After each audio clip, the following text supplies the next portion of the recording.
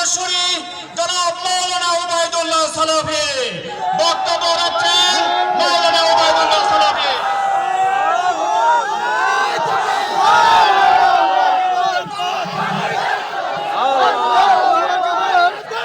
আসসালামু আলাইকুম ওয়া রাহমাতুল্লাহি ওয়া বারাকাতুহু। হিন্দু ভাইদের প্রতি আদাব এবং আন্তরিক শুভেচ্ছা। এদেশের গণমানুষের প্রিয় সংগঠন বাংলাদেশ জামাত ইসলামী জলঢাকা উপজেলা শাখা কর্তৃক আয়োজিত আজকের এই বিক্ষোভ সমাবেশের সংগ্রামী সভাপতি, জলঢাকা উপজেলা জামাতের সংগ্রামী আমির, জলঢাকার গণমানুষের প্রিয় নেতা, বিশিষ্ট শিক্ষাবিদ ও সমাজসেবক জননেতা মুখলিসুর রহমান মাস্টার, আমাদের মাঝে প্রধান অতিথি হিসেবে উপস্থিত আছেন নীলফামারী জেলা জামাতের সংগ্রামী সেক্রেটারি, জলঢাকাবাসীর প্রিয় নেতা, জলঢাকা আইডিয়াল কলেজের সুযোগ্য অধ্যাপক মাওলানা আন্তাজুল ইসলাম ভাই সহ জেলা নেতৃবৃন্দ, উপজেলা নেতৃবৃন্দ, প্রশাসনের কর্মকর্তা কর্মচারীবৃন্দ, সাংবাদিক বন্ধুগণ, সংগ্রামী জলঢাকাবাসী, আমরা নিশ্চয়ই জানি যে আগামী ফেব্রুয়ারি মাসে বাংলাদেশে একটি নির্বাচনের আয়োজন চলছে।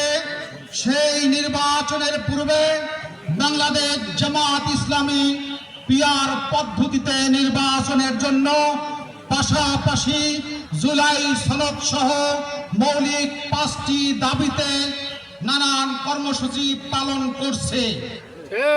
কেন পালন করছে, কি জন্য পালন করছে, এটি দেশবাসীর কাছে, জনগণের কাছে সুস্পষ্ট করার জন্য জামাত ইসলামী টকশো, পত্রপত্রিকায় বিবৃতি, লিফলেট, বুকলেট এবং বিভিন্ন মাধ্যমে দেশবাসীর কাছে ইতিমধ্যেই সুস্পষ্টভাবে উপস্থাপন করার কারণে আজকে দেশের 81% মানুষ পিআর পদ্ধতির পক্ষে, জুলাই সনদের আইনি ভিত্তির দাবির জন্য রাজপথে নেমেছে। সংগ্রামী সাথী ও বন্ধুগণ, সংক্ষেপে বলতে চাই, জুলাই সনদ আইনি ভিত্তি না পেলে ডক্টর ইউনূসের বর্তমান সরকার অবৈধ সরকার বলে পরিগণিত হবে। জুলাই সনদের আইনি ভিত্তির মধ্য দিয়ে এই বাংলার অধিকার হারা বিগত 15 বছরে দুর্নীতি এবং দুঃশাসনের চাতাকলে নিষ্পেষিত জনতার অধিকার বাস্তবায়নের অঙ্গীকার থাকতে হবে। আর একটি কথা বলতে চাই, সেটি হচ্ছে পিআর পদ্ধতি। পিআর পদ্ধতি নাকি আমাদের বন্ধুরা বোঝে না, বোঝে কিন্তু ঠিকই, কিন্তু বোঝার যে মূল কারণ, সেই কারণের কারণে তারা আতঙ্কিত, তারা ভীত সন্ত্রস্ত।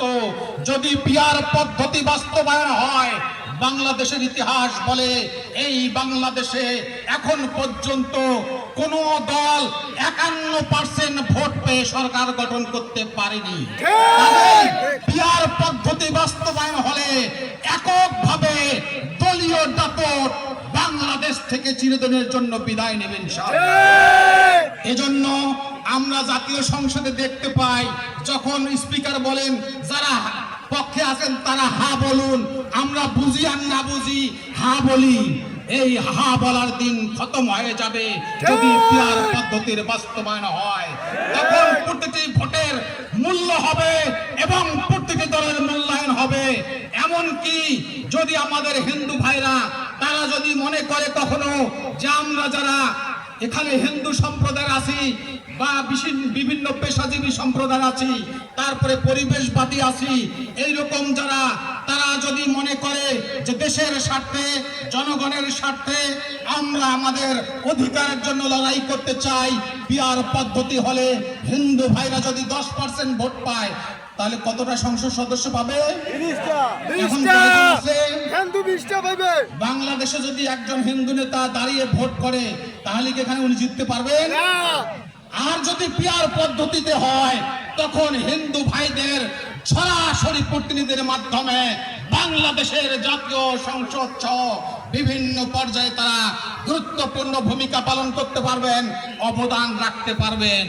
এই জন্য অনেক কথা সেদিকে যাই না, কারণ আরেকটা বলি ছোট একটা গল্পের মাধ্যমে, সেটা হচ্ছে পিআর পদ্ধতি বাস্তবায়ন হলে আজকে পুলিশ প্রশাসন, আজকে ডিসিএসপি, ওসি, সিভিল প্রশাসন, এই প্রশাসনকে কেউ দলীয় কাজে দলীয় কর্মীর মতো ব্যবহার করার আর সুযোগ পাবে না। কথায় কথায় চাকরি খাওয়ার হুমকি দিতে পারবে না।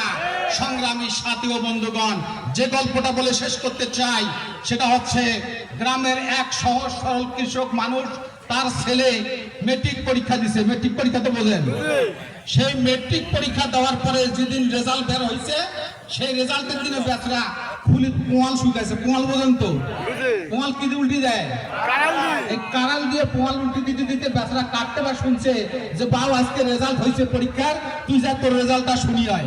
বেচরা পাঠিয়ে দিছে জল ঢাকা, সবাই আসছে রেজাল্ট শুনবার জন্য। আসিয়া বাড়ি গেছে, বাড়ি যায় বাপ জিজ্ঞাসা করতেছে বাবা কি রেজাল্ট? সবার কথা কয় না, চুপচাপ হয়ে দাঁড়িয়ে আছে। বলছে বাবা কি রেজাল্ট কখনে পাস করছিস না ফেল করছিস? তাও কথা কয় না। বহু মানুষ জড়ো হয়েছে, আই কয় ওয়াই কয়, কিন্তু ওয়াই আও আর করে না। মনে করে সব মোর বোবা হয়ে গেল নাকি, জিনে ধরলে না ভূতে ধরলে না অন্য কোনো সমস্যা হয়েছে, কিন্তু তারপরে সবার কোনো কথা কয় না। বহুজন বুঝায় সুজায়, তারপরে কোনো কথা কয় না। ওই ওর বাপ এক সময় এমন খেপান খেপছে, খেপিয়া যে কয়েছে যে আমি কথা না কয় রে, এক কয়েছেন যে তুই যদি পাস করিস তো মানুষ মিষ্টি হয়, আর যদি ফেল করিস তো ভালো করে পড়ার ব্যবস্থা করি, কয় না এরকম আপনার? কিন্তু তাও কোনো কথা কয় না। তখন লাঠি ধরি, যখন গান বাজতেছে তখন কয়েছে কৌশল কৌশল কি কত কি করছিস? আমি পাশও করো নাই ফেলও করো নাই, কি করছিস? মুখ আরো এক ক্লাস নিচের নামে দিছে। বাংলাদেশে যারা পিআর পদ্ধতি বোঝে না, তারা জানে পদ্ধতি বাস্তবায়ন হলে তারা সরকার গঠন করতে শুধু পারবে না, তারা আরো এক ক্লাস নিচের নামবে।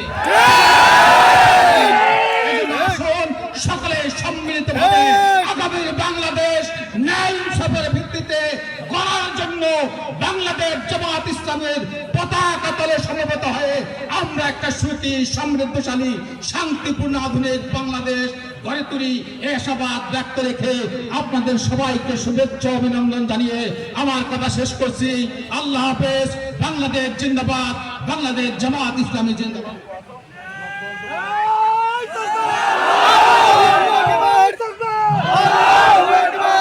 জল ঢাকাবাসী, আমি ধন্যবাদ জানাচ্ছি মাওলানা